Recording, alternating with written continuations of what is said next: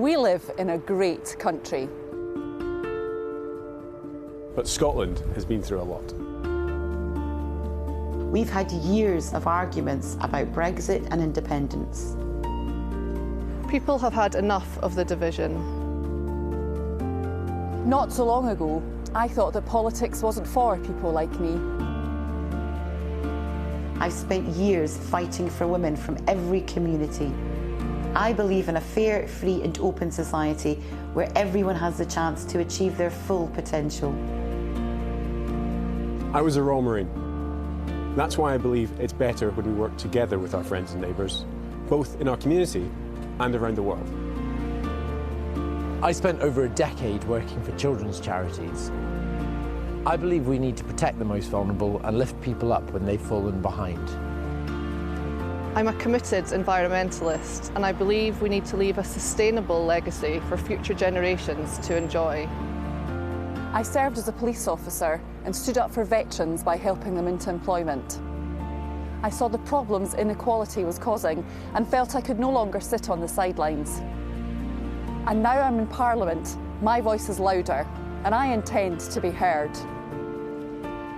Scottish Liberal Democrats believe in opportunity for everyone, no matter your background. If you work hard, play your part, you deserve a good job so you can look after your family and get good public services too.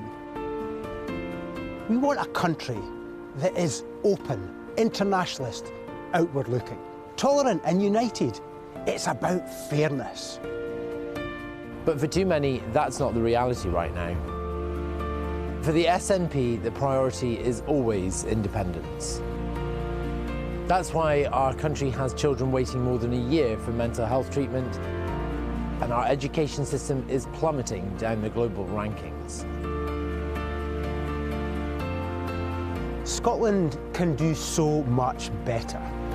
So join the Liberal Democrats to build a better country. I'm a Liberal Democrat. Are you? Join us.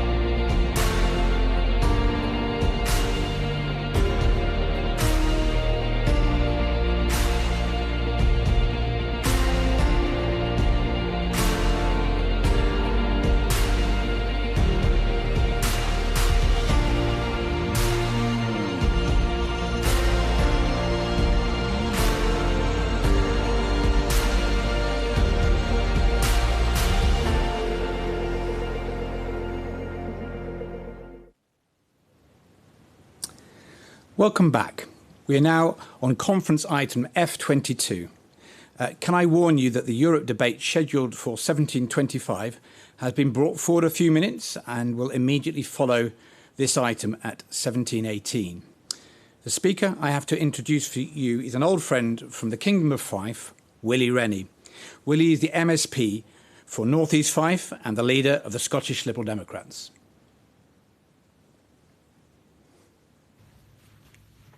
Greetings from Scotland.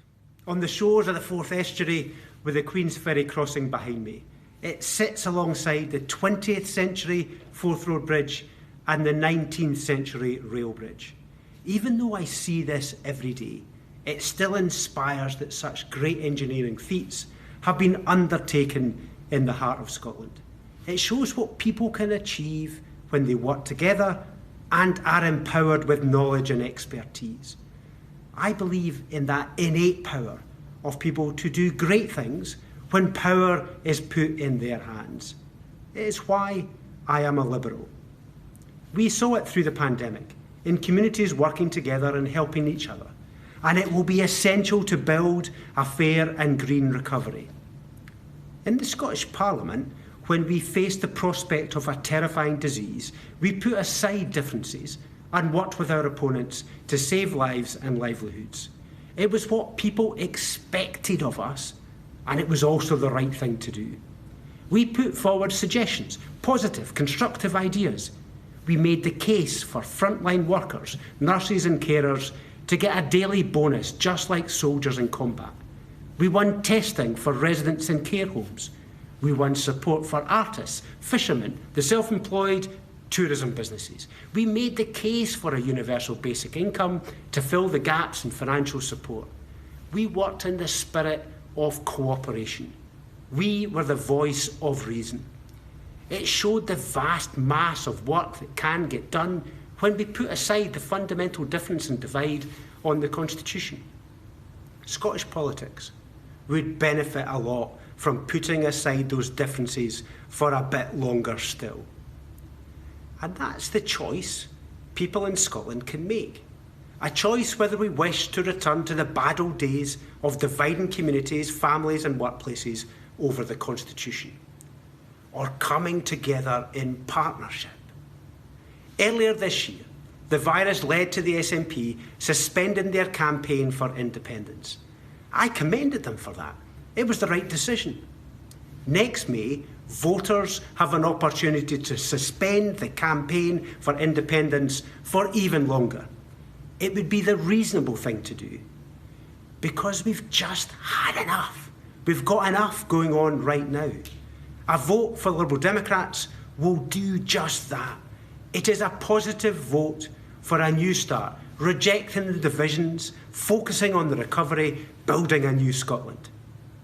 I make this personal commitment to you. I and my team of Liberal Democrat MSPs will work in partnership to build a fairer, greener society. We will work in partnership to build a new care service, learning the lessons of the pandemic, investing in those who care for elderly and vulnerable people, giving them a proper pay rise and the respect that they deserve. Liberal Democrats will work in partnership to deliver a public inquiry on the pandemic so we can learn the lessons from the thousands of people who have tragically lost their lives. We will work in partnership to build a green economy, boosting renewables, bringing those jobs to Scotland, not shipping them off to the other side of the planet. I will work in partnership to build a mental health service that will be the best in the world, cutting waits for treatment from over 12 months to just weeks. Building a flexible early learning and childcare service to fit the needs of children and their parents.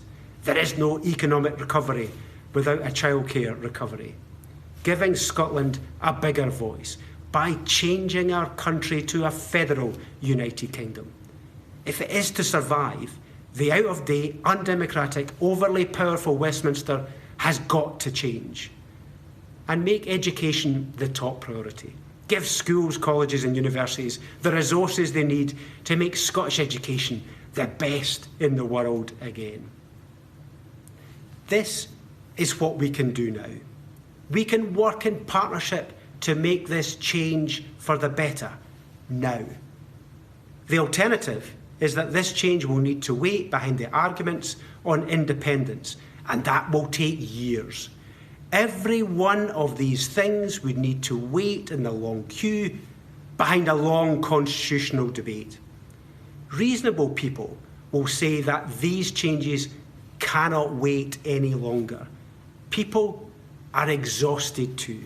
Exhausted from the decade of division and turmoil on independence, on Brexit, on Boris Johnson, and now on the pandemic. It will be even more exhausting with independence, with the SNP advocating a decade of austerity and breaking friendships and families apart with all the arguments. The choice is not between the catastrophe of Boris Johnson or the chaos and exhaustion that would be caused by the SNP with independence. There is a third way. I say it is time to make progress with partnership, not turmoil with more division. This is the third way for a new Scotland. A third way that delivers on partnership, that delivers now, not a longer wait, that ends the division so we can make progress. Progress to a country where people are free to live their lives that they want, supported by good public services and a job with fair pay. I want to speak directly to people who oppose Brexit. I stand with you, heartbroken that we have left. Liberal Democrats led the campaign to stop our exit from the European Union because we are committed Europeans. We believe that partnership with our neighbours is essential if progress is to be made in the increasingly interconnected world. That now means working with our neighbours in Europe every step of the way, whenever we can. And there is a big lesson from Brexit. We know breaking up the European Union has been chaotic and painful, and it has only been around for 40 years. The United Kingdom has been around for 300 years. Just imagine how difficult breaking it up would be. So let us not repeat the mistakes of Brexit with independence. Let's work with our neighbours in Europe and the UK. Let's unite for progress. That's the third way. And we need more Liberals. Look at what is happening in the world. Chaos, where a UK Prime Minister blithely flouts international law, bends lockdown laws for his friends, and illegally shuts down Parliament to silence his critics. Frightening. Where the leader of the free world denies climate change and stokes up racial divisions for his short-term political gain. Depressing. Where online abuse is used as a political tool by the far left, far right and nationalists to bully those who have genuine disagreements about the future of our country. It doesn't have to be like this. Liberals will always stand up for the rule of law, for reason, for freedom. That is why we need more Liberals in Parliament. Let me tell you what I will not stand by and watch. I feel uncomfortable with the growing anti-English sentiment in Scotland. There are some who are using the virus to spread their hate. I mean the people who jumped on the virus to stand at the border and on the approach roads to the airports with their Go Back to England banner. I am calling this out. We reject the bogus use of science to spread hate. We will stand up for decency and respect for everyone who lives in the United Kingdom, whether in Scotland or across the country. I will stand up for the right of people who have moved to Scotland from England not to be made to feel like strangers in their own home. I will stand up for them. It's what Liberals do. And I will stand up for them just like I've stood up for people over my 15 years in Parliament. Tens of thousands of people who have sought my support. I have stood up for people from all parts. I have stood up for former miners to win the compensation they deserve. lobbied for a young family to get a home that was not riddled with damp, battled the Department of Work and Pensions to get people the benefits they need, challenged the Scottish Government to get mental health treatment for young people. I have helped thousands of people, but I want to do so much more now. I am desperate to help millions across the country. With me, you get what you see. I am driven by the desire to serve. Just like my grandfather as the local church minister in Maryhill and the Raploch. Just like my mother, who served for decades as the secretary of the local community association. Just like my father, who was the local shopkeeper and endless local volunteer. My roots are in public service, to help people. It gets me when I see a young child who, with a bit of help in education, could go on to be a nurse or a doctor. A bright teenager who has gone astray, but with some time at college and support for his low self-esteem, could build homes. A mother who has lost her job could be retrained to work again. This is what makes me tick. I believe in the power of good education and health to enable people to do great things. I believe in the power of government to help people to help themselves. We need the whole of Scotland to work in partnership so people can be who they want to be. We will focus on partnership, not yet more division. This is my word. Look at what Liberal Democrats do. Liberal Democrats from around Scotland have been working in their communities to help and support local people. Alex Cole-Hamilton, delivering hot meals to the elderly. Perth's Liz Barrett, setting up a food bank. Jamie Stone, standing up for the millions who receive not a single penny from government. Fraser McPherson, bringing safe streets to Dundee. Fiona Dryborough spoke out against domestic violence in East Kilbride. It is what Liberal Democrats do. A good local service, standing up for local people, getting things done. And we need more Liberal Democrats like that in Parliament to get things done across the country. We need more Liberals in Parliament to stand up for those left behind. We need more Liberals in Parliament to be the voice of reason, to stand up for fact, science and rational debate. We need Liberals to stand up against those who abuse the rule of law. We need Liberals to stand up for the millions of reasonable people who are just exhausted with the chaos and turmoil. We need Liberals to work for a green and fair recovery. This is my personal commitment to you. Get things done. A third way, compassion, partnership, to use our votes in Parliament to end the chaos, to be the voice of reason. Thank you, Willie. That concludes this agenda item. The next auditorium session is F23, the motion on Europe, which will start immediately as we want to fit in as many speakers in this important debate as possible. Please don't go away.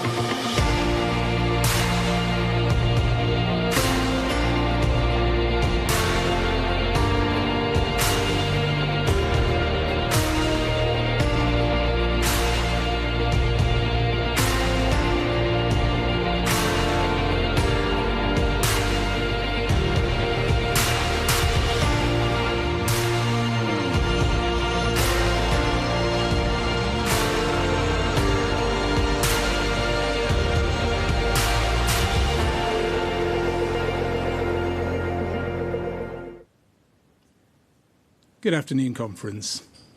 The next item is Policy Motion F23, the UK and Europe. You'll find both the motion and the two amendments to it on pages 5 to 7 of today's Conference Daily. As both amendments modify the same part of the motion, when it comes to the votes, I'll be asking you to vote first between Amendment 1 and Amendment 2. Secondly, I'll be asking you to vote on whether you wish to amend the motion by the successful amendment or leave it unamended. And finally, I'll ask you whether you wish to vote for or against the substantive motion. I'll run through that again just before the votes, but I think it's important to bear that in mind. I've received several times more speakers' cards than I have time to call. So I'd like to ask all speakers to keep to time so that I can call a couple more members in the debate. Can Fraser Graham please stand by? And I now call Christine Jardine, MP for Edinburgh West and our spokesperson on Treasury, Brexit and international trade to propose the motion. Good afternoon, Conference. Well, here we are at what might be described as our what next moment. The transition period is almost over. This government has so far failed either to get the deal they promised or to have arrangements in place to cope with the dislocation we all know is coming on January 1st. It's what we least wanted and most feared and warned about. But here we are. And despite some of the speculation you might have heard, this motion today and Amendment 2, which I support, reaffirms our commitment, both now and long term, to the European Union. It is, after all, who we are. For me, it's the best part of 50 years since this marvellous European adventure began in a classroom in Clydebank, learning how many centimetres were in a metre, what a litre was, listening to Beethoven's Ode to Joy, and being part of this thing called the European Economic Community.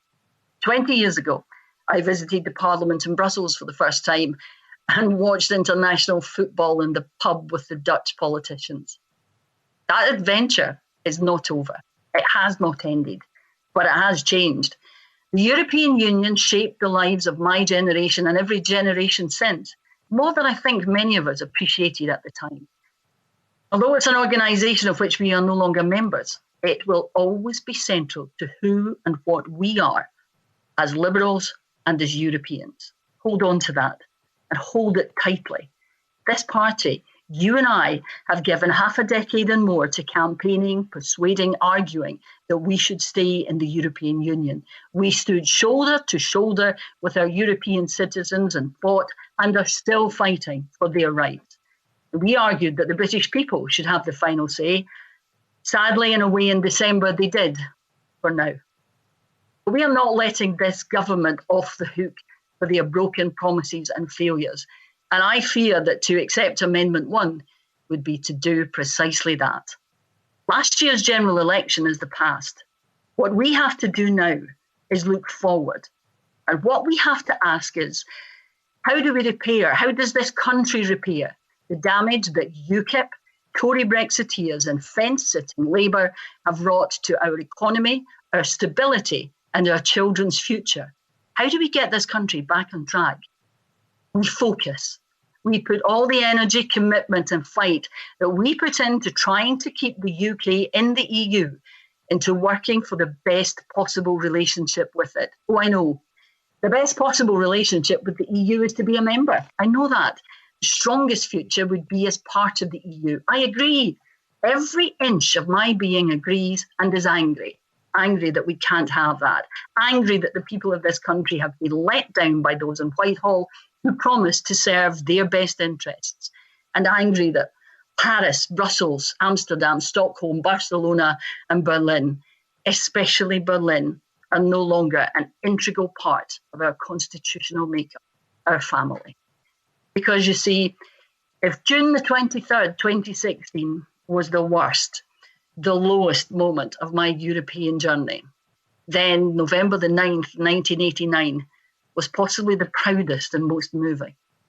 Watching thousands of East Germans walk to freedom in what was then West Germany and the European community. Wow. Yes, it really was that simple. Walk to freedom. It was that inspirational, that moving to be European in that moment. And I haven't given up on that, no. Because to almost quote Charles Kennedy, I am Scottish, I am British, I am European, and every single part of that identity is important to me. And that is why my focus now will be to keep this country as close to the European Union as possible, to take every possibility to point out how things would be better if we were in the EU, to be the pro-European voice in every aspect of British politics and British life. And that's why I fear letting this government off the hook. If we accept Amendment 1 here today, we will. Because to jump to campaigning to rejoin in just over 2 months, when that option isn't even on the table right now, and when the terms are unknown, is, to say the least, short-sighted. We believe as a party in an evidence-based approach grounded in facts and reality. So to jump straight back would undermine that. And to the public, it would look as if we had our heads buried in the sand and weren't listening. That perhaps we hadn't noticed the crisis around us, or worst of all, didn't care.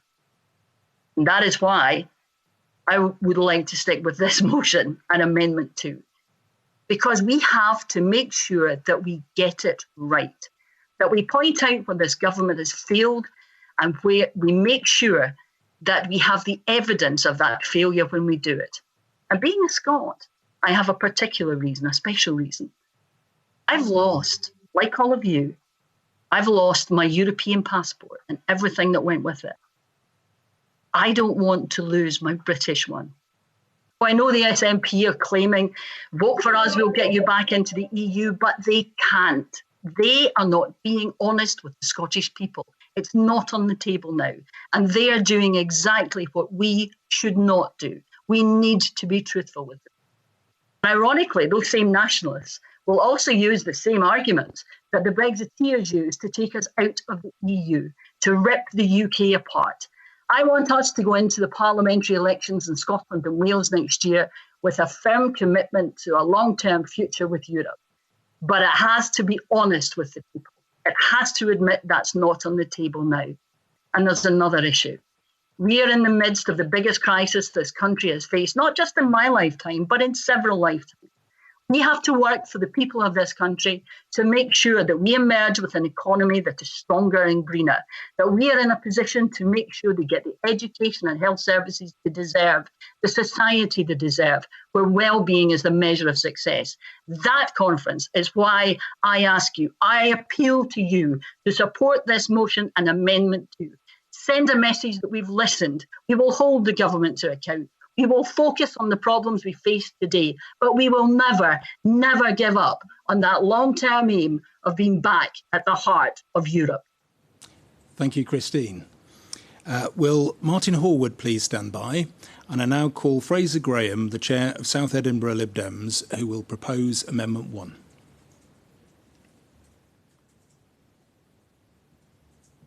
Conference. I joined this party on June the 24th, 2016, following the Brexit referendum. I am part of the half of our membership who joined the party over Europe. I was in the hall last autumn in Bournemouth when we as a conference voted to back a policy of revoking Article 50. Now, 12 months on, the situation has changed. We have left the EU and the mandate created by the Brexit referendum has been discharged. As the transition period draws to a close, the possibility of a no-deal Brexit draws ever closer, and the reality of Boris's oven-ready deal gets starker by the day. Corbyn is now gone, and Keir Starmer has taken a middle ground stance on our position in Europe. And now, 12 months on, from the conference where so many strong voices in the party leadership called for us to be the party that would keep in Europe, we are at a crossroads. Do we abandon the issue that's been at the core of our identity post-coalition, or do we maintain our values and keep our pro-European identity even as we pivot to wider issues? You have the choice of 2 amendments today. Amendment 2 merely reflects what a majority of FPC had intended our position to be. It says we would like to rejoin the EU at some indeterminate point in the future, if it's not too inconvenient. That's not good enough, but it's better than the motion unamended. Amendment 1, this amendment, makes it clear and unequivocal that we as a party believe the best place for the country is inside the European Union. It's a shame that Mark Johnson's amendment got rejected, despite 762 members supporting it, and I would hope those members can support this amendment instead. Now, some may suggest that this amendment is saying we should campaign for rejoin immediately after the end of the transition period. That's wrong. It says we shall stand ready to. It gives the leader a tool in his toolbox ready to use when the time is right and when the real impact of Brexit has become apparent and we can capitalise on a wave of buyer's remorse. I am not calling for us to stick rejoin front and centre in our next manifesto. I am not expecting to have a rejoin the EU battle bus traversing the country in 2024. But I do believe that the best place for the UK is as a member state of the EU, rather than the vassal state that the Labour Party wants, or the pirate state that the Tory party is turning us into. I hope to stand as a candidate in the 2021 Holyrood election, where we face an SNP government who will campaign for independence as the only chance to return to the EU. Let's not drive the pro-European majority in Scotland into the arms of the independence movement. Conference, if we pass this motion unamended today, we are saying we won't listen to or represent the third of the voters who are unashamedly pro-European. We won't be listening to the members who joined us over Europe or the voters who voted for us over Europe. We will be letting down the over 3 million EU citizens in the UK who we asked to trust us. I ask you today to vote in favour of this amendment. If you can't, then please, please support Amendment 2. But please, whatever you do, do not pass this motion unamended. Let's be honest with voters. Let's keep the goal of EU membership in our policy books and in our campaign plan. Thank you, Conference. Thank you, Fraser. Will Steve Lyon please stand by? I now call Martin Horwood from Cheltenham, who will propose Amendment 2. Thank you, Chair. Why does this motion need amending? After all, there's a lot to like here. It condemns Brexit, it bashes the Tories, it restates our common European values. That's all good. But when it gets to our specific relationship with the EU, in line 47, it asks us to keep all options open. What, all options? Even Boris's pick and mix approach to the withdrawal treaty? Keeping all options open on Europe was Corbyn's line at the last election. And he went down in flames because actually it pleased nobody. And we don't need to do that because we're Liberal Democrats and we know where we stand on Europe. We believe Europe should be a federation of free nations sharing sovereignty to tackle issues that transcend our borders, from human rights to climate change to vaccine licensing, building prosperity and peace. Liberal Democrats believe Britain belongs back in the European Union, and we mustn't be afraid to say that. So those words must go from the main motion. But why not vote for Amendment 1 and campaign to rejoin right away? The answer, sadly, is that nationalism has infected our country like a virus. It persuaded good people to vote Leave to help the NHS. It played on deep-seated fears about migration and loss of identity. It was fed by well-funded vested interests and their friends in the media over decades. It divided us into two almost equal hostile camps, which just weren't listening to each other. It was fun wearing this bollocks to Brexit t-shirt in the European Parliament when I was an MEP, and it was just what passionate Remainers who rallied behind us in the European election wanted to see. But honestly, Conference, I don't think it actually converted a single Leave voter.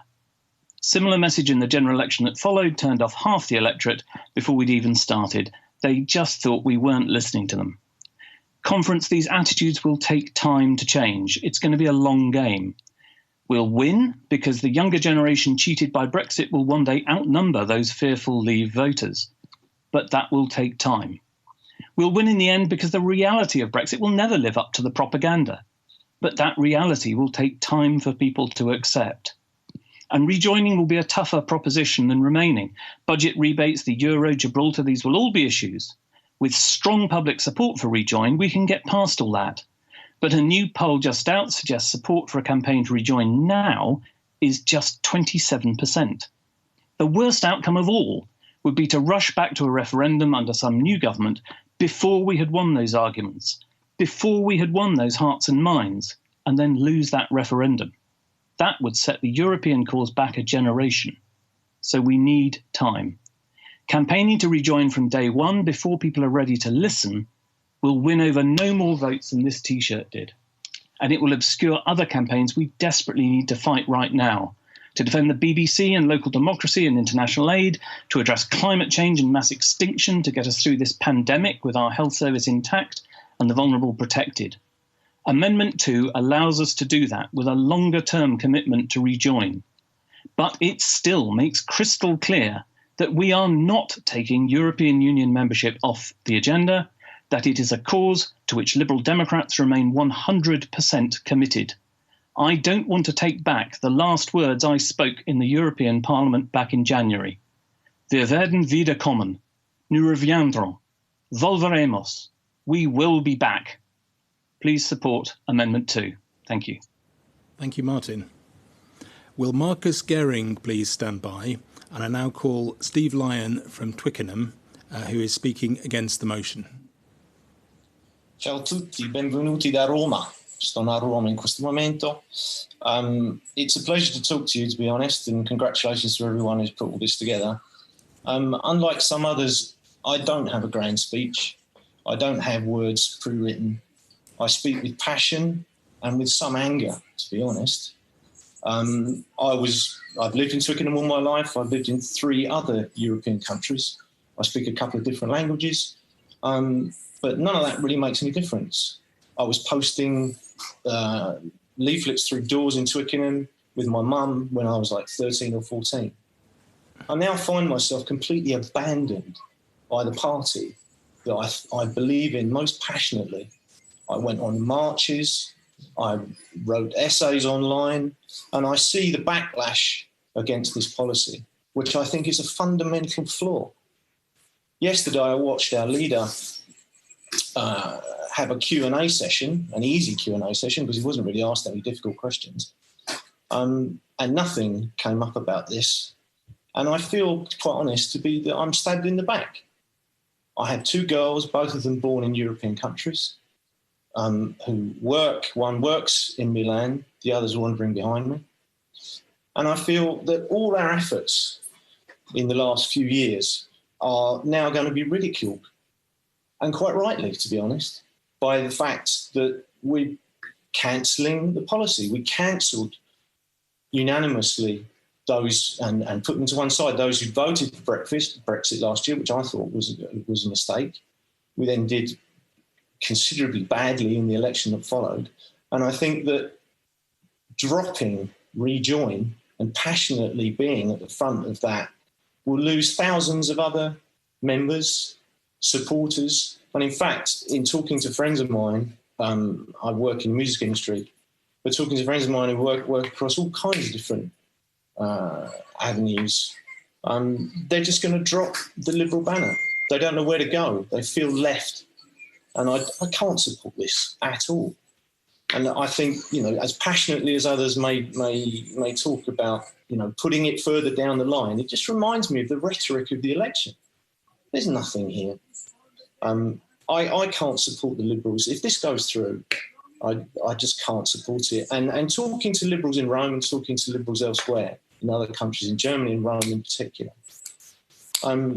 they're astonished, to be quite honest, that we are even putting this motion forward. And I'm sorry, as much as I love the party and as much as I've been a supporter all this time, I think this is a fundamental mistake. And for one last thing, as I said, I work in the music industry. So when we believe in an artist and when we decide to release a single, we release it once, see how it goes, but we don't lose the passion. Can you draw your remarks to a close, please? And I can't believe that we... Thank you, Steve. Can Fred McIntosh please stand by? And I now call Councillor Marcus Gehring from Cambridge, who's speaking for the motion. Yes, hello. Thank you, conference. As an EU migrant, I feel very strongly about this topic. And I think the very harsh personal impact that Brexit is already having on me and my family will hopefully bring a very special perspective to the conference. 2 years ago at conference, in my very first speech, I told you how my kids were being asked on the school playground if they have a right to be here. In the meantime, there's been a mountain of uncertainty, making it virtually impossible to plan for the future. And just as we as a family thought that the withdrawal agreement surely will be sacrosanct, at least for this government, the Tories even call that and its commitments into question, leading to Britannia waiving the rules. No, no, no. But more personally, it's the general atmosphere of reservation and sometimes outright hate for speaking in my mother tongue that has not changed. If anything, it's getting worse.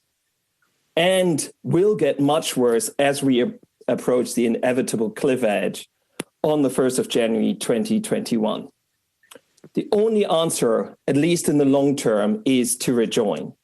From my perspective, it would be best to make it already Lib Dem policy before the car crash that will be the no trade deal Brexit changes public opinion, which in my view will happen rapidly and drastically. Let's demonstrate real leadership here and now. I disagree wholeheartedly that rejoin would be for the birds. It is in our logo. We want to be free inside the European Union and work closely with our neighbors. Those reactionary nationalists who predicted an early demise of the EU were wrong. As someone who observes the EU closely and as a teacher of EU law at university, I can tell you the opposite is happening. We need to be a member of it. Not many will have experienced discrimination from being an EU migrant in their political engagement or as a city councillor. But I can tell you it's sometimes not easy, especially if you're from a former enemy country. But the support of the Lib Dems has left me feel welcome as I am and from where I am. So I'm asking you, conference, support me and people like me to continue to feel welcome and at home in our party. I'll be campaigning for the United Kingdom inside the European Union for as long as I can. I'll be voting for Amendment 1, but could live with Amendment 2. But conference, please, for the sake of all EU migrants, don't leave this motion unamended. Thank you. Thank you, Marcus. Will Tim Farron please stand by? And I now call Fred McIntosh, the Scottish parliamentary candidate for Edinburgh Southern, who is speaking for Amendment 1. Thank you, John. The movers of the motion have agreed to accept Amendment 2, and that's great, but it shouldn't have needed an amendment for a motion by the Federal Policy Committee for it to be said that the Liberal Democrats support the objective of EU membership of the European Union. Of course it's a long-term objective. The EU27 are not going to let us back in unless we reform our political system, unless we elect a fair vote in the House of Commons and reform the House of Lords. That's going to require us to build a lot of support. Our support is currently very low, and we need a core vote. And I'm one of those people who was inspired by Mark Pack and David Howarth's piece on a core vote many years ago. And I've just heard Martin Hallwood point out that 27% of the electorate support immediate rejoin. We're currently polling under 10. So if we want to build a core vote, why don't we build a core vote amongst a core principle of this party, that we're membership of the European Union? Of course, we shouldn't talk only about Brexit and rejoin. That would be absolutely ridiculous. We should be talking about the failures of the Conservative government, and we should be talking about the failures of the Nationalists. And as Willie Rennie said a few minutes ago, we need to show there's a middle way, a third way. But being part of Europe is a core value of this party. And when we give up on our core values, we suffer. And I want to use one example. We all campaigned for alternative vote in 2011-12. It wasn't even PR. It was a compromise. No one thought it was exciting. It wasn't a core value of this party, and it failed. If we compromise on a core value, what do we stand for? What do the voters stand for? They already tell us in the first session of this conference that they don't have a clear idea of what we believe in. Here is something where, for better or worse, they have a clear idea of what we believe in. Joe and this party bet the farm on stopping Brexit. We didn't stop Brexit. We don't own a farm anymore. But we do have a principle here. We need to stick to it, and we need to be clear. And that means Amendment 1. Amendment 2, Yeah, okay, it's better than the terrible motion. But we absolutely need to be there because in a few years' time, Joe and our manifesto from December will turn out to have been right. And we need to have been clear on what we believe the whole time. Please support Amendment 1. Thank you. Thank you, Fred. Will Verity Allen please stand by? And I now call Tim Farron, Member of Parliament for Westmoreland and Lonsdale, who is speaking for the motion. Thanks very much. Well, in 2016, as your leader during the referendum, I did something that David Cameron never bothered doing. I took some time to plan for what we'd do if we lost. And sadly, in the early hours of 24th of June, we put that plan into action. It was simple. Our job was to reflect and amplify with sincerity and clarity and passion the anguish felt by millions at that defeat. That decision probably saved the party. It nearly cost me my seat. It was absolutely the right thing to do because I was determined to do everything I could to fight to keep my country in Europe. Since December, that battle is over. It is lost. After defeat, you've got two choices: self-indulgent, feel-good purity, or sober self-criticism, understanding what went wrong, determination to do what it takes to win next time. You don't need me to tell you which path is the wise one. And launching a campaign to rejoin the EU right away is the surest way of making sure that we never do. So please reject Amendment 1. The Britain we believe in is internationalist, it's outward-looking, it respects the rule of law, and it cannot happen with an English nationalist Tory government. So do you realise how important you are? We're second in 80 Tory seats. There's no path to a non-Tory majority government in this country unless we win a chunk of those seats. You're essential, utterly integral to any movement to get rid of the Tories and this awful government. We have a massive responsibility then to our country and to our values, so we have no right to go down the route of self-indulgent, feel-good purity. As the Tories fail at everything from test and trace to tariffs and trade, Johnson is desperate to cling on to the chance to dodge the issues of today and fight the issues of yesterday, to roll out the Brexit rhetoric and paint us as a one-track pony, a broken record, like those Japanese soldiers on a Pacific island still fighting World War II in the 1970s. I am gutted that we couldn't stop Brexit, but I am not sorry that we tried. I am proud that while others bottled it, we stood firm. But our job now is to bring Britain back from the brink. And that means talking about the issues that Britain cares about. For us, the next election will be decided by people who in North Cornwall, Hazel Grove, Cheltenham, and want to know that we have something to say to them about their lives. Do we have something to say about their lives? Or don't we want their votes? There are millions of good people who voted Leave. I want them voting Liberal. If we sneer at them, don't expect them to vote for us. If we win, we get to eject Boris Johnson from office, and then we get the chance to rebuild the Britain we love. There is nothing grubby or unseemly about desperately wanting to win. Winning is your passport to changing lives. Britain is better off in Europe. Britain's future is in Europe. We are angry at what has happened, but revenge is a dish best served cold.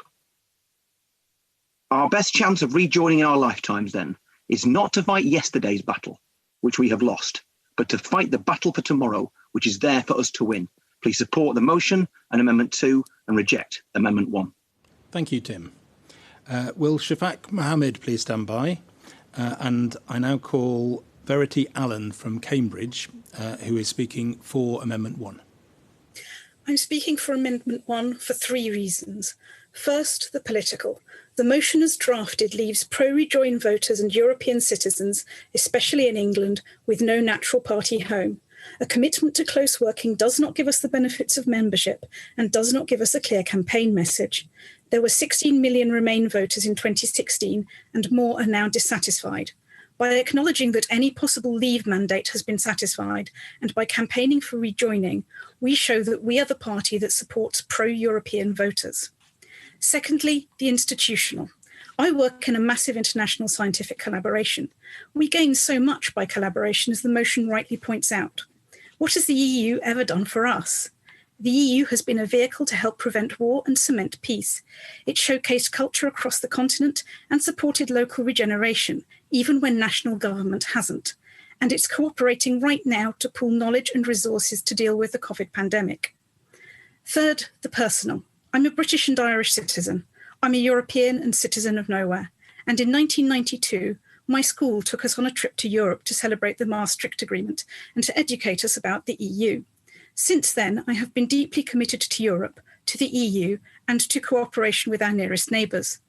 This rather ratty t-shirt I'm wearing was made to commemorate that trip. For me, it's an emblem of optimism and international cooperation.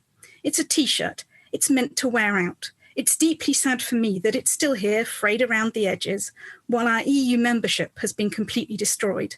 Please, give people in my situation, give our EU citizens a policy we can support wholeheartedly.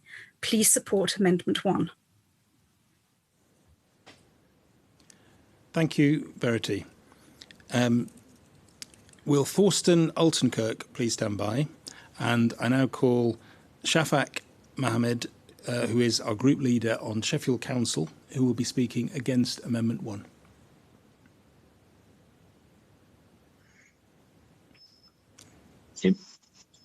In May 2019, you helped me and 15 Lib Dem colleagues to be elected to the European Parliament, the largest group of Lib Dems ever to be elected to that Parliament.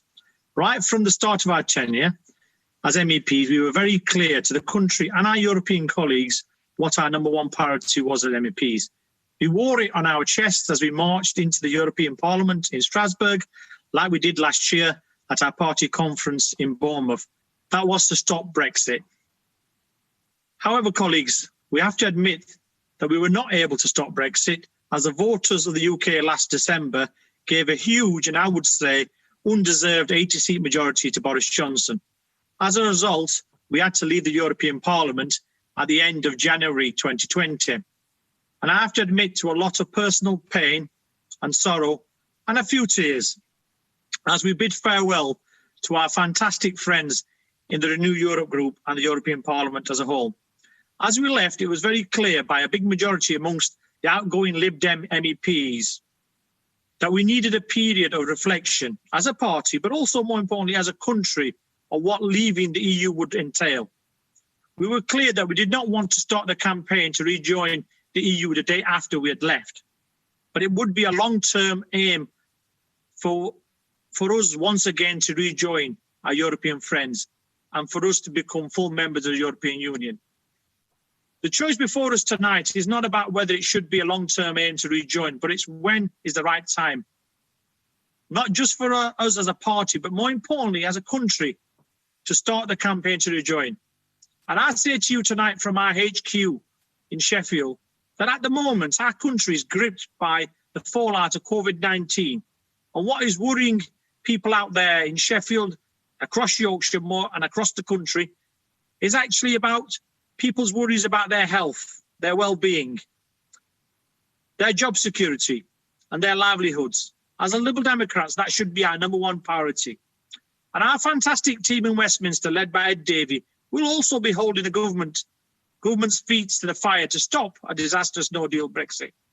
And I promise to you, colleagues, that I will be out on the streets once again like I was last year and the year before, campaigning for our rightful place at the heart of Europe. We must do this once the UK voters get to see the reality of Brexit and what our country is losing outside the European Union. So therefore, I call upon you to vote against Amendment 1, support the motion and the Amendment 2 proposed by my good friend and colleague, Martin Howard. Thank you. Thank you, Shefak. Will Lorna Dupre please stand by? And I now call Thorsten Altenkirk, who is Deputy Chair of Mansfield and Ashfield, who's speaking against lines 47 to 50 of the motion. Hello, my name is Thorsten Altenkirk, well pronounced, thank you very much. So I'm originally from Berlin in Germany, and now I live in Mansfield, one of the Brexit capitals of the UK. And I joined the Liberal Democrats last year. So actually, when I was much younger, I lived in Berlin. I was a member of the Green Party. And since then, I was politically uninterested, but not active, because I find it actually very difficult to identify with a party. My views are all over the place. I mean, I can be very progressive and very conservative. So what changed? I mean, what changed was Brexit. Brexit made me think I have to do something, and I did a little bit campaigning for the People's Vote movement, but not enough, and I joined the Liberal Democrats. and let me just say a few words why I feel so strongly about this topic. I think it's a defining issue of our time. It's like the issue is a question of globalization, and it replaces or globalism. It replaces the sort of fight between communism and capitalism. It's really a very central issue. And yes, there are other issues. Obviously, there's climate change. There's now COVID and whatever comes next. And there is a question of the future of the nature of work due to technologies, which we discussed on Friday. So these are all very important issues. But all of them, we cannot solve on our own. We cannot just solve them for Little Britain. That's an illusion. And it's an illusion which is put forward by some people who believe that we can just build walls around our country. Okay, in this case, we have the North Sea, but not everywhere. So if we don't fight for this, then all the other issues will be lost as well. So if the European Union is nothing else, then it's an experiment on how to build new institutions to work together and overcome the old ideas of like war and empire and so on. So I think we need a clear statement in favor of joining the Union, and any half-hearted statement like as soon as possible and so on doesn't work. We should put our mouth where our heart is. I think that works best. And fudging it is not going to work. It's not going to convince any voters. I don't believe this. It will put people off. So our slogan should be rejoin now. And we should have finally a people's vote on rejoining the European Union. So please support the, Amendment 1 with the motion. Thank you very much. Thank you, Thorsten. Will Lord Newby please stand by? And I now call Councillor Lorna Dupre of East Cambridgeshire, who's speaking for Amendment 1. Thank you. Conference, I want you to support Amendment 1. Actually, I also want you to support Amendment 2. And even better, I would have wanted you to support the amendment with over 700 signatures, including mine, which Conference Committee chose not to accept in place of either of these. As a party, we've spent the last 5 years arguing passionately for the UK's continued membership of the European Union. We lost. And yes, Vote Leave lied and cheated. And yes, this government has been stuffed with Brexit extremists of little talent. And yes, this shouldn't have happened. But it has. And we can't just click our heels and be back in Kansas. So the motion is right that having lost, we need to move forwards. And that journey includes digging out all our other values and principles and dusting them off and making ourselves relevant and credible once again to a British public who no longer know what we believe or what we stand for. Ed Davey is absolutely right about the importance and urgency of that task. But Conference, the last lines of this motion as it stands simply will not do. Having spent those last 5 years marching and campaigning and being clear to the point of stridency about the overwhelming importance of our bond with the EU, we cannot simply do a 180-degree pivot and proclaim that we're cool with just seeing each other sometimes.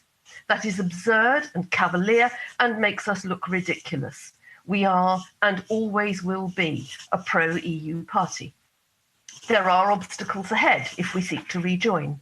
We do not know the terms and conditions of such future membership or what the response of the EU states will be after their experience of the last 5 years.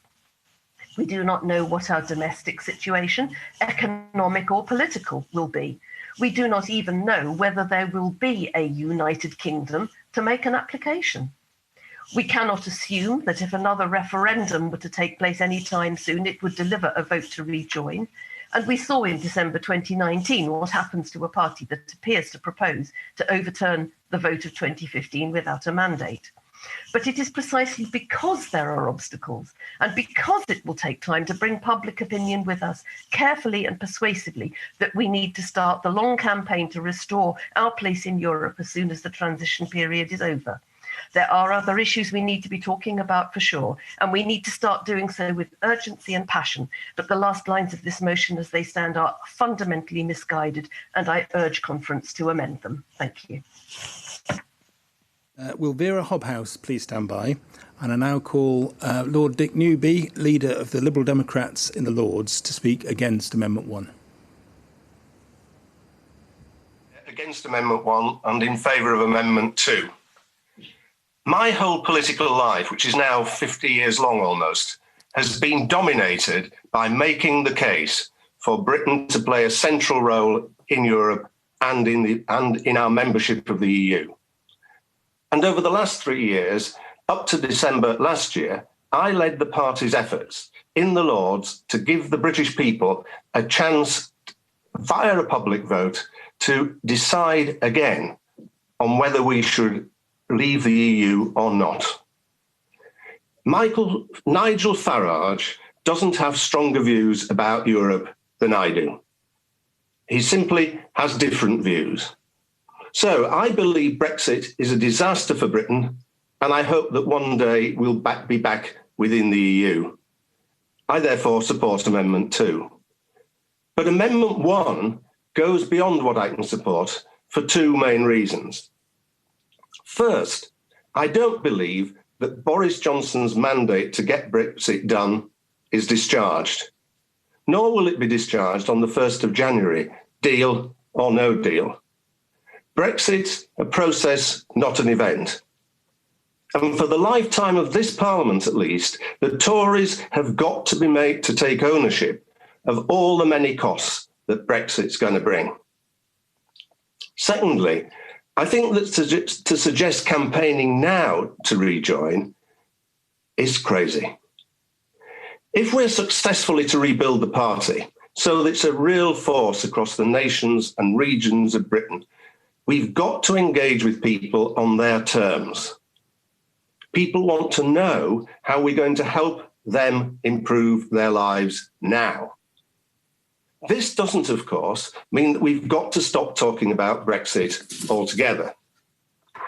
I was, for example, on Friday afternoon, the only party political speaker at a Save British Farming rally in Northallerton in protest against a possible US trade deal which would undermine food standards in the UK.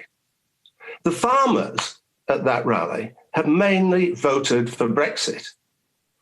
And I, and we as a party, can only appeal successfully to them and others who voted leave now by championing the causes when, as in this case, we agree with them. At some later date, I hope very much that we will have earned the credibility and right to argue about rejoining the EU at that point. But conference, that time is simply not now. And if we were to do so from next January, we would, as Tim said, be like those Japanese soldiers still in the jungle years after the World War II had ended, fighting a war that was lost, irrelevant, deluded, and hopeless. I don't wish that on our party. Reject Amendment 1. Thank you, Dick. Will Jenny Marr please stand by? And I now call Vera Hobhouse, the MP for Bath and North East Somerset, to speak for Amendment 2. Thank you, Chair. Conference, I'm speaking in support of Amendment 2. Now, as ever, we passionate pro-Europeans need to restate our commitment to EU membership at some point in the future. EU membership is in Britain's best interest. Brexit is a strategic mistake for our country. The fact that Brexit has now happened does not change that. Our opponents want to silence us, and in the current political climate, it can sometimes be hard to express what we truly believe in without facing abuse or ridicule. But let me put it this way. When you are a passionate supporter of a football club, the fact that another club has won the Premiership doesn't make you switch sides. No, you stay loyal to your side even through possible years of relegations, and you prepare for better times. We should never walk away from our vision that the best place for Britain is at the heart of the EU. We pro-Europeans need to play the long game. As the strongest pro-European voice across the UK, we Liberal Democrats have a historic mission to keep the flame alive, or it will go out and might never be lit again for several generations. There are two main things that need to happen for EU membership to remain a live possibility. First, we must keep reminding the public that our exit from the EU is failing us as a project. The reality of Brexit will inevitably leave our economy weaker, our environmental and labour regulations undercut, and our de facto sovereignty diminished.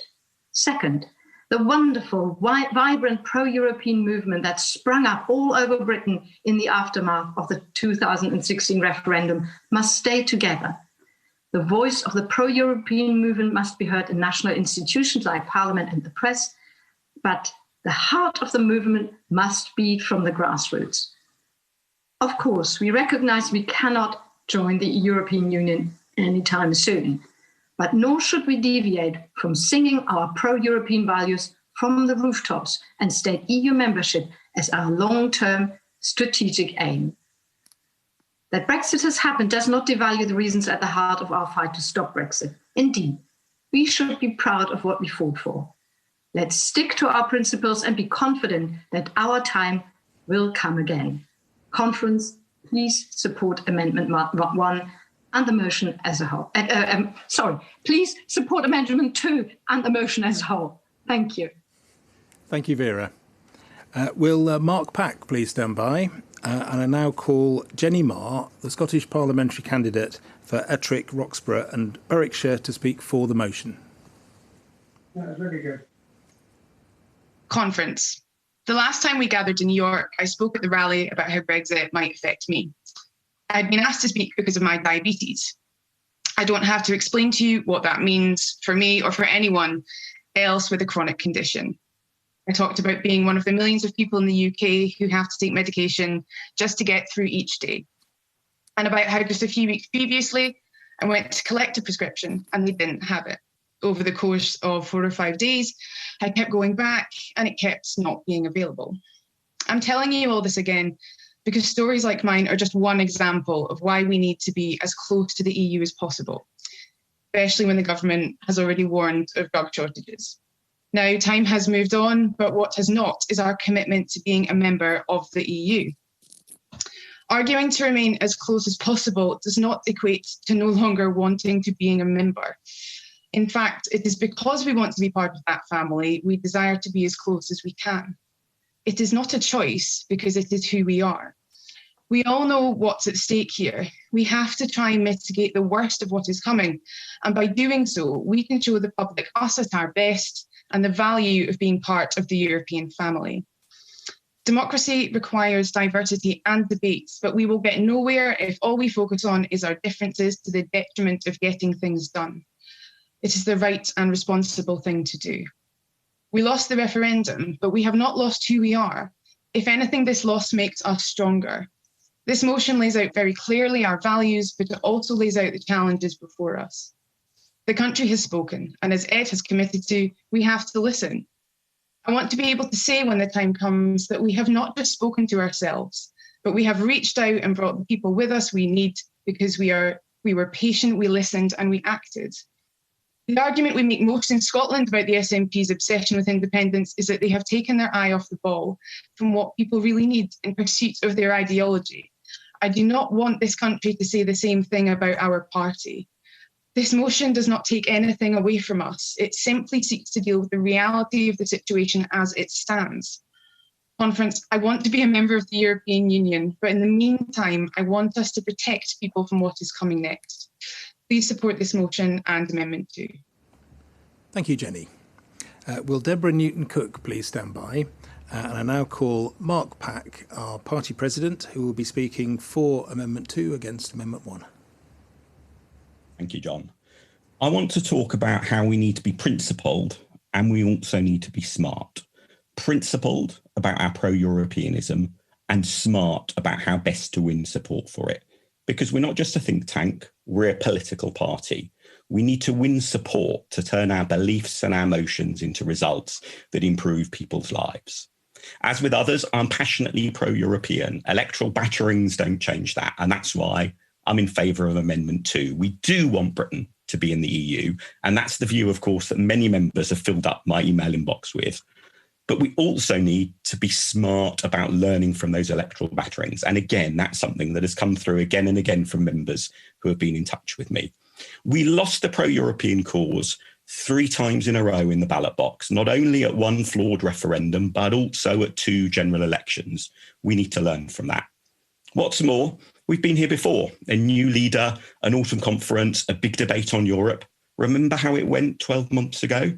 The more pro-European the speech, the bigger the applause. The more forceful the cry to demand everything we want on Brexit in full, straight away, no delay, the greater the conference support. And then came the election. Well, we know how that ended. Now, the lessons are in some respects definitely complicated from the election, but our election review report has been rightly praised. It's an excellent report. I keep on hearing members tell me how important it is that we implement it. So let's not forget the lessons in that report in this debate. We need to listen to voters. We need to earn their trust. We need to start with understanding their views and how best to persuade them. And what are their views? Well, if you look at, say, the opinion poll from earlier this month, it shows that even amongst Remainers, even amongst 2019 Lib Dem voters, only half pick rejoining the EU as their preferred option now. So to go down the hardline stance of Amendment 1 is to lose half of Remainers right away, let alone those others we need to win over to have the sort of clear majority we need to end up winning on this issue. Think about if you disagree with somebody at work or at home. How do you best win them over? Is it by demanding everything you want right now? Or is it by finding the common ground to start with and winning them over bit by bit? Amendment 1, I'm afraid, is almost a perfect carbon copy of the mistakes we made last year and that the election review report lays bare. So we have a choice. We could, like Basil in Fawlty Towers, just shout louder and louder at Manuel because we think he's too stupid to understand us. And if only we shout a bit louder, everything will come right. Or we can be smart. We can start with our shared beliefs and we can build on them. We can reach out, bring people towards us, not drive them away. We can be clear on our principles by voting for Amendment 2 and be smart on our tactics by voting against Amendment 1. Thank you. Thank you, Mark. Will Louisa Porritt please stand by? And I now call Deborah Newton-Cook from Lib Dems in Europe to speak against the motion as a whole and particularly lines 14 and 42 to 43. Thank you, Chair. Good afternoon, Conference. I'm speaking to you from Brussels, in fact, one of the 5 million British citizens resident overseas.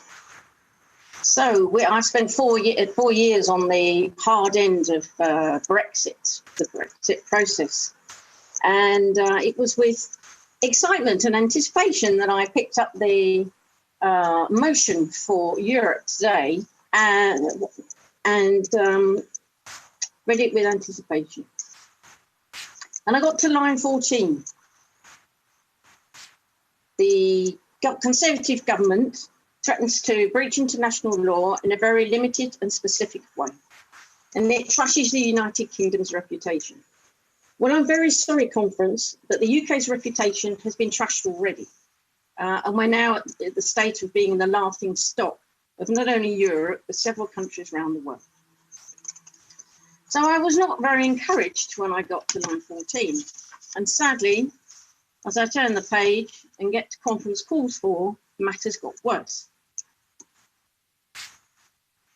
And then we get to the closest possible alignment between the UK and the EU towards a customs union.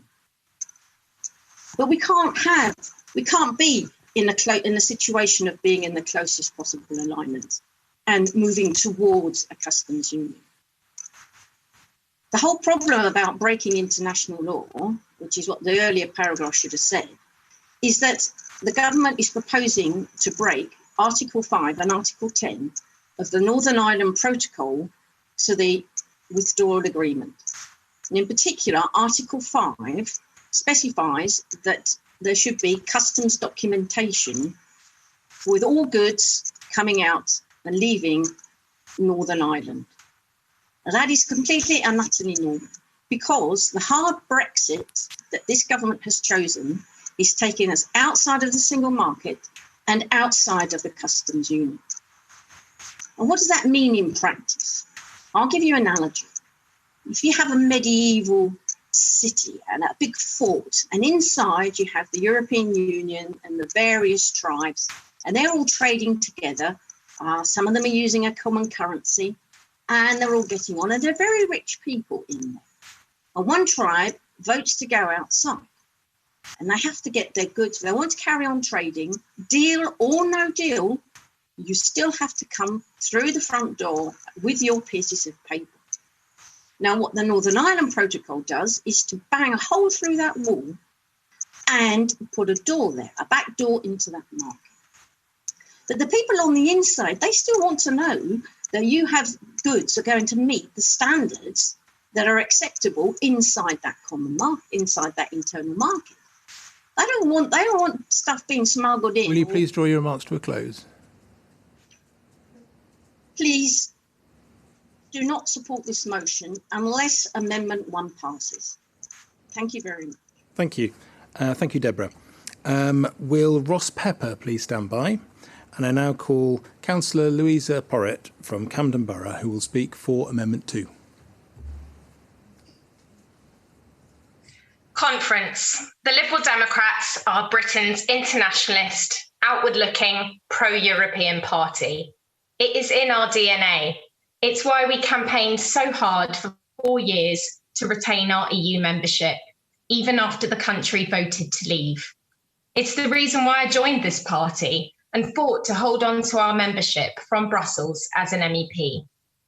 As I said in my final speech in the European Parliament in January, the destinies of the UK and the EU are intertwined. Britain is a European country. We share geography, culture, food, loved ones, friendship, and more importantly, the same values, a belief in free democratic societies that protect human rights and the environment.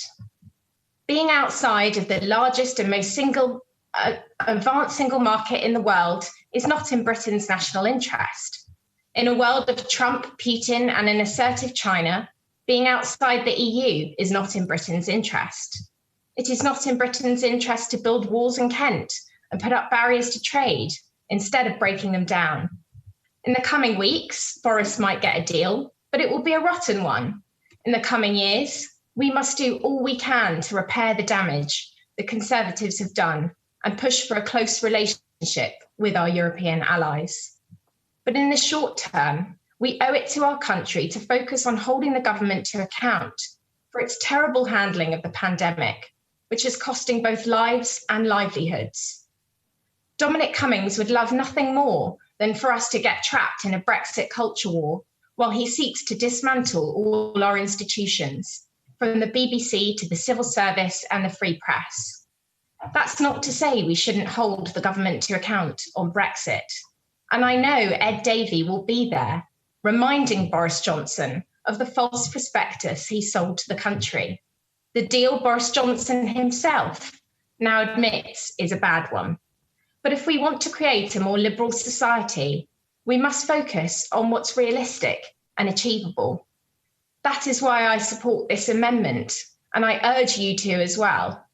It rightly makes clear we believe one day, as a party, we'll be at the forefront again, making the case for EU membership. We owe it to young Brits who want a shared European future to give them that beacon of hope. I believe Brexit is unsustainable, but we alone will not be the cause of its undoing. Conference, please support Amendment 2, and let's keep the door open for future membership without creating false hope as to when and how we can bring that about. Thank you, Louisa. Will Irina von Wiese please stand by? And I now call Ross Pepper from Lincoln, Sleaford and North Hykeham to speak for Amendment 1. Good evening, Conference, and hello from a chilly Lincolnshire. Some of you might have got to know Lincolnshire a little better during the 2016 Sleaford and North Hykeham by-election, in which I had the pleasure to represent the party here in my home county. In the campaign, we were the only party fighting for our place in Europe. Labour plummeted into 4th place in that election due to their muddled message over Europe. Labour finishing behind us made the headlines that night, and we narrowly missed out on 2nd place to UKIP in one of the strongest Leave areas in the country. I was proud to be flying the flag of our party and Remain during that election. But looking at this motion as it stands currently is just a similar kind of fudge to that Labour is ambiguous position. Lines 47 to 50 would leave us in a constant limbo and open to continuous questions as to what we would do and when is the right time. I mean, how long would we actually wait for circumstances to be right? It is a far cry from our clear, simple rallying call of bollocks to Brexit in 2019's European elections, which stood out and helped us to our best ever European election results. I despair that we are not brave enough to take the lead on Rejoin and give hope to those who have had their lives turned upside down by the UK withdrawal. We know the impact it has already had on people's lives, and we know that's only going to get worse. We also know we are better together and better inside the European family. We have never shied away in the past to take unpopular stances when it is the right thing to do so. Whether it was Charles Kennedy's stance against the Iraq invasion in the face of opposition from politicians, the press, and public opinion. Despite the protests against the invasion, the majority of people were in favour, but Charles held firm. The party also has a long history of supporting LGBT+ rights, going back to the 1960s, long before it became a mainstream issue, because it was the right thing to do so. Conference, without amending this emotion, it seems to be responding to headline writers rather than seeing us do the right thing now. Europe is in our DNA. And I agree that Europe is not the #1 priority at the moment, but that does not mean we should turn our back on the principles to appease the right-wing press. Passing Amendment 1 does not mean we have to make it front and centre of our campaigns. It means we have it in our arsenal. I urge you to support Rejoin, vote for Amendment 1, and be ready to lead on this and keep us as the true European party. Thank you. Thank you, Ross. Will Councillor George Potter stand by to start the summations? And I now call Irina von Wieser from Hammersmith and Fulham, who is now a London Assembly candidate. Who will be speaking against Amendment 1. Thank you. It's great to be back at conference, even though it's not quite the triumphant entrance from a year ago. Well, I think even in this round, you'll be hard-pressed to find anyone more passionately pro-European than me. Like Thorsten, like Marcus, I am one of the 3 million EU citizens in the UK. Last year, I promised voters to try and stop Brexit. And as a member of the European Parliament, I used every one of my days in Brussels to fight tooth and nail for the UK to stay in the European Union where we belong. We will one day rejoin this union. There is simply no viable alternative. Outside the EU, the United Kingdom, or whatever will be left of it, will wither economically and become insignificant on the global stage. And of course, Liberal Democrats are the one party to lead the journey back to the EU. We are and will always be unapologetically pro-European, and any reports to the contrary are simply wrong. What we must not appear to be, however, is out of touch with reality. That is why I can't support Amendment 1. As painful as it sounds, and believe me, I did a lot of crying on the 31st of January, including on live TV. It is unrealistic to call for remarriage the day after you signed a painful divorce. First, we need to take the British people with us. Next year, we need to call out the lies peddled by Boris and stop him from blaming the Brexit fallout on COVID. Second, we need a platform from which to shout. We need to win elections again, and we can't do that as a one-trick pony. And third, it takes two to tango. before we can ask to be taken back, we need to rebuild trust with our EU partners. We can't just ignore the damage this government has inflicted, not just in Brussels, but globally. Even before the proposal to rip up the withdrawal agreement, it was clear that it will take a huge effort to repair our relationship with the EU. As a party, we need to lead this effort and prove ourselves to be a trustworthy partner again, that we at least still believe in the rule of law. So, right now, we must speak up for all those, now definitely more than half of British people, who realize that Brexit was a catastrophic mistake. We need to give them hope by calling for the closest possible cooperation with the EU, protecting citizens' rights and rebuilding trust. Amendment 2 makes this point by saying, yes, we will campaign to rejoin, but let's pave the way first. Thank you. Thank you, Irina. Will Duncan Brack please stand by? And I now call Councillor George Potter from Guildford to summate for Amendment 1. What a debate. Christine said that we would never give up on the goal of EU membership. Really great to hear. But she signed up to propose a motion that said we should do nothing more than commit to keeping all options on the table. The fact that so many who backed the original motion are now rowing backwards in the face of grassroots revolt and saying they back Amendment 2 demonstrates how utterly malleable their principles are.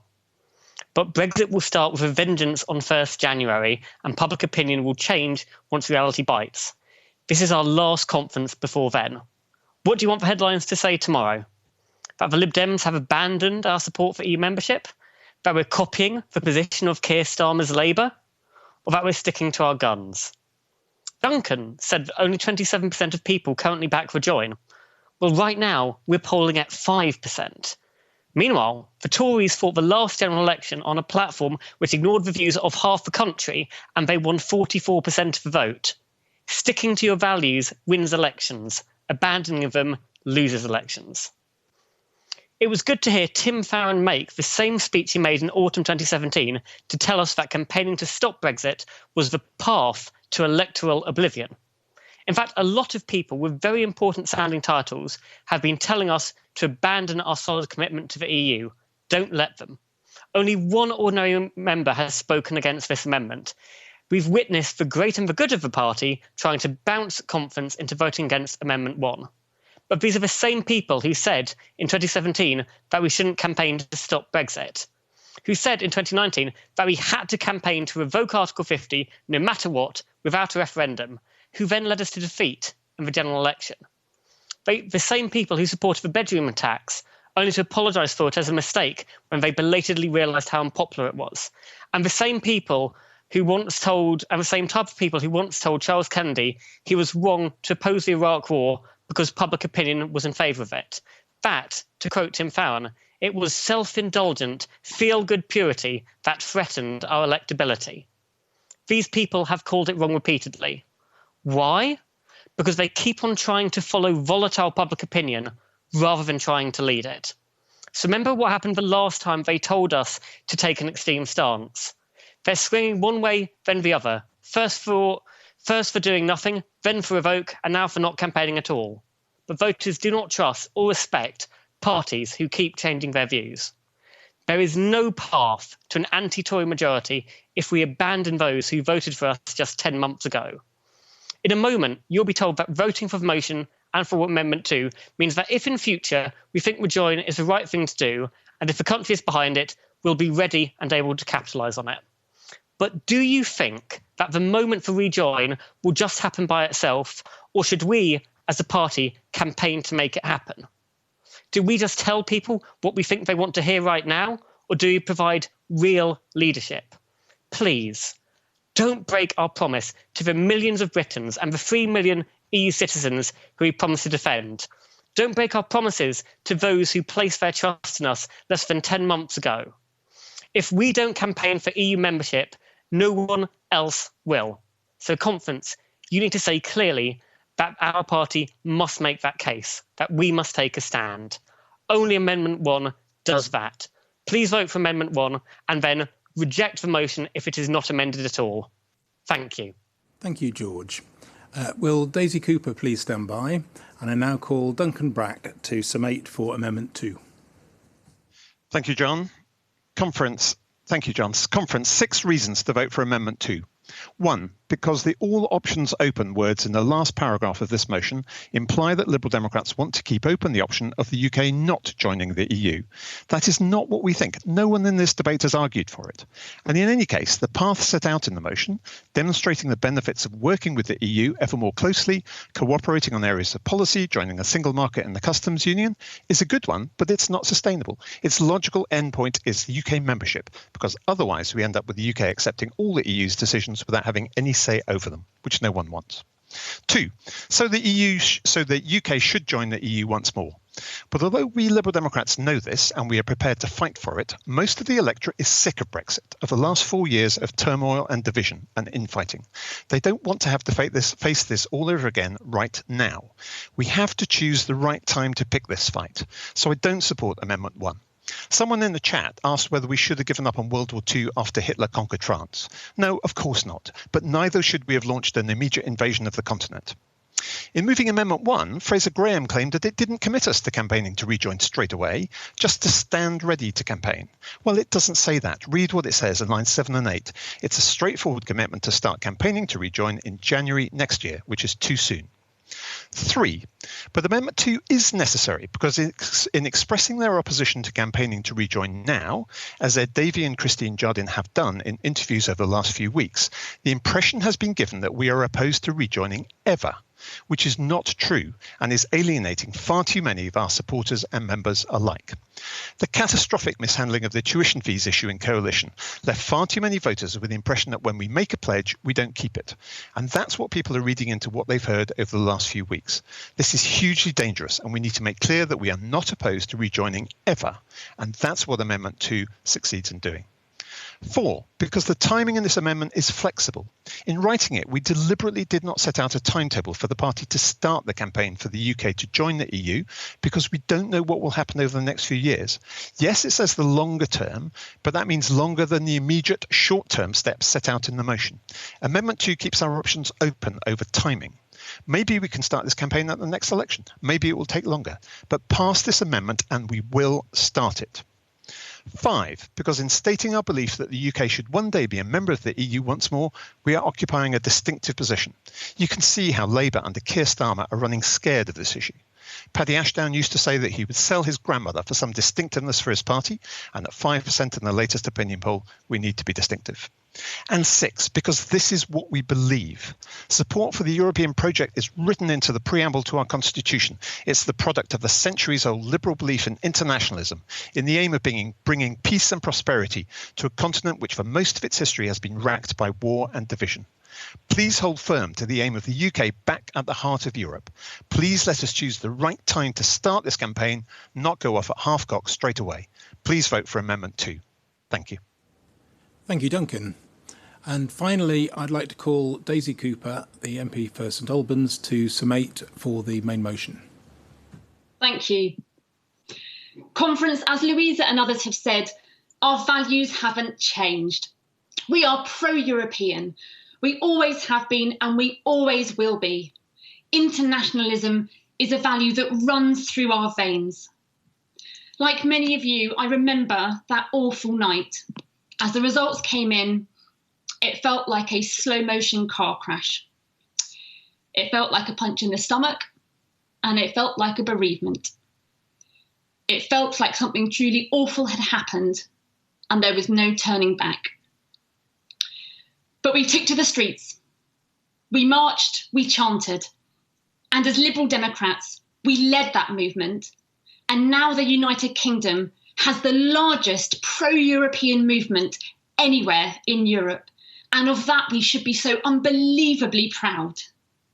But what's more, let me reassure you, that movement won't disappear. It won't fizzle out, but it will lie there like a sleeping giant. And when we need it, mark my words, we will wake it up and we will make it roar. But that time is not now. Conference, some speakers suggested that we're giving up, that people feel adrift with nowhere to go. But we've just spent the last 48 hours debating how a basic income could help those living in poverty, how to tackle fake news, how to deliver a revolution in mental health, and how to fight for human rights around the world. Those are not the signs of a party giving up. They're the signs of a party digging in. Fred, you suggested this was a compromise. You said we bet the farm and we lost, but we stuck to a purist view. I'm afraid that sounds a bit too much like Corbyn to me. As Mark Pack reminded us, we are a political party. We change lives by winning political office, as Tim Farron always reminds us. And we do that by talking about and acting on the things that really matter to people in their daily lives. As Shafak said, this is not the right time. Communities are crying out for COVID tests. Businesses are unsure if they can survive the next few weeks and months. Students, families, and those who are shielding don't know if they'll see each other or anyone for Christmas. Fraser, proposing Amendment 1, you said the Tory mandate is discharged. As Dick Newby said, I'm afraid it isn't. We may have left the EU, but we haven't completed even transition, and we're just weeks away from the end of that transition period, and we don't even know the terms of our departure. We have no idea where our country will be in 6 weeks, 6 months, or even 4 years. We have no idea what the fault lines of the next general election will be. Marcus, you talked about uncertainty for you and your family, and you talked about rising hate crime. It was heartbreaking to hear, but we hear you, and we're on your side, and we'll speak up for you. But if we say that we want to start talking about rejoining now, that means that a lot of people will just stop listening. We will always want the closest possible relationship with the EU, and that's why this motion commits us to keeping every option open. I can't support Amendment 1, and I urge all of you to reject it too. The option to rejoin the EU is not on the table right now. The terms and conditions for rejoining are not yet known. We can speak up for EU citizens, for food standards, for diabetics like Jenny. We can hold the government to account. But if we vote for Amendment 1, fewer people will listen. Amendment 2 is very welcome, and I embrace it.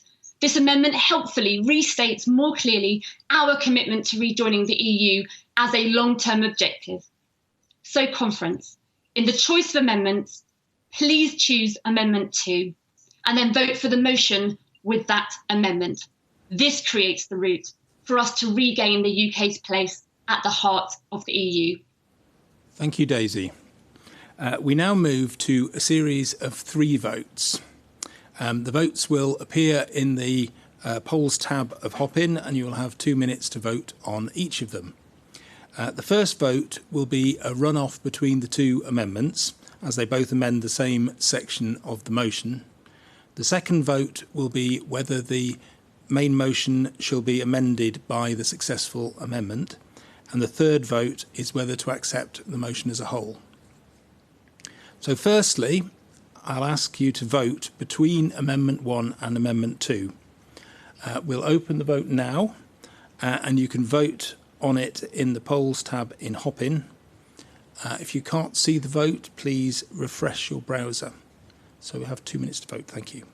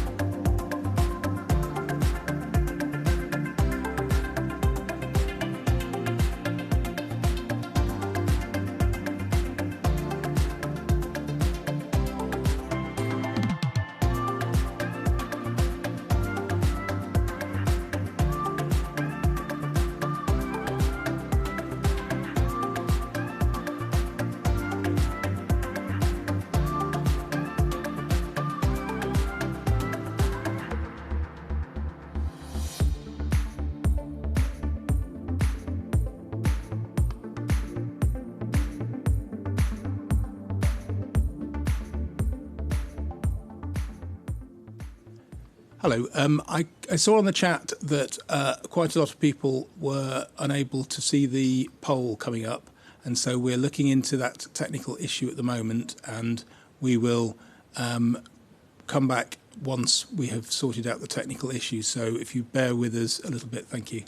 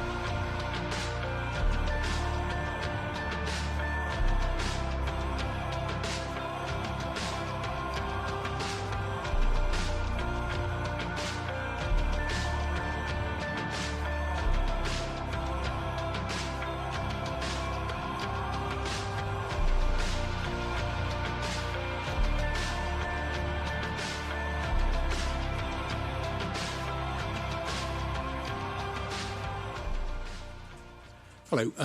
Thank you for bearing with us. We're looking into a technical issue on the Hop-in platform, so we will come back and resume the vote as soon as we can. We're talking to Hop-in about it at the moment, so please continue to wait a little bit, and apologies for the delay. Thank you.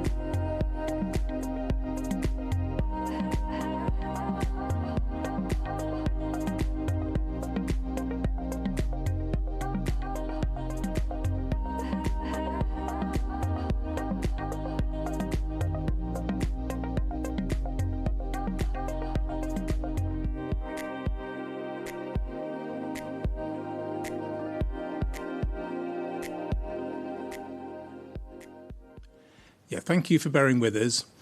So everyone was able to vote in the end, and we have a robust result, and that is that there were 337 votes for Amendment 1 and 1,071 votes for Amendment 2. So Amendment 2 was successful at this stage. So next, I'm going to take the vote on whether you want to amend the motion by Amendment 2. So we'll open the vote now, and you can vote on that again in the polls tab. Thank you.